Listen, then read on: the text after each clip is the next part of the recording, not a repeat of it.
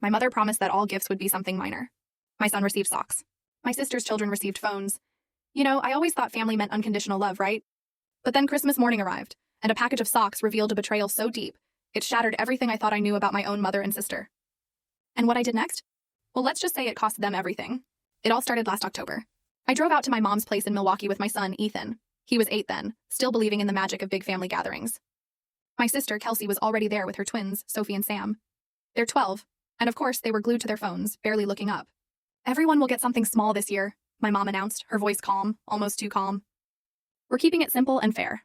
I just nodded, pouring myself some coffee. That sounds reasonable, I said. Ethan would be happy with anything, I knew that. My mom smiled, but it didn't quite reach her eyes. She had this look, you know? That calculating glint she gets when she's got a plan brewing. It always made me uneasy, but I couldn't put my finger on why. I brushed it off. Christmas was still 2 months away, after all. My name's Morgan. I'm 35, a single mom, and a regional manager for a pharmaceutical company. It's demanding, but it pays the bills and lets me provide for Ethan. His dad? He checked out 6 years ago, decided fatherhood wasn't his thing. So it's just been the two of us, navigating everything together. I've always prided myself on being independent. I don't ask my family for financial help. I make my own way. But I still show up for holidays, trying to keep those connections alive, even when they feel more like obligations than genuine relationships. Kelsey finally looked up from her phone. Mom, she whined, the kids really want the new phones for Christmas. You know, the ones with the good cameras. We'll see, my mom said, her tone noncommittal. A small twinge of annoyance hit me. Kelsey's husband, Todd, makes good money in sales. They weren't struggling.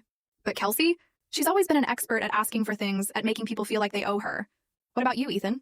My mom asked, bending down to my son. He just shrugged, his small shoulders barely moving. I don't know, maybe some art supplies or books. My mom patted his head absently. We'll figure something out.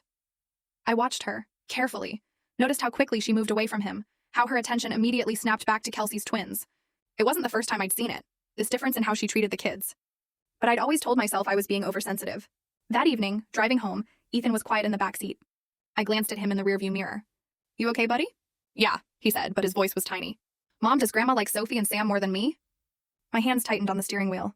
Sophie and Sam, Kelsey's twins, spoiled in ways that made my teeth ache.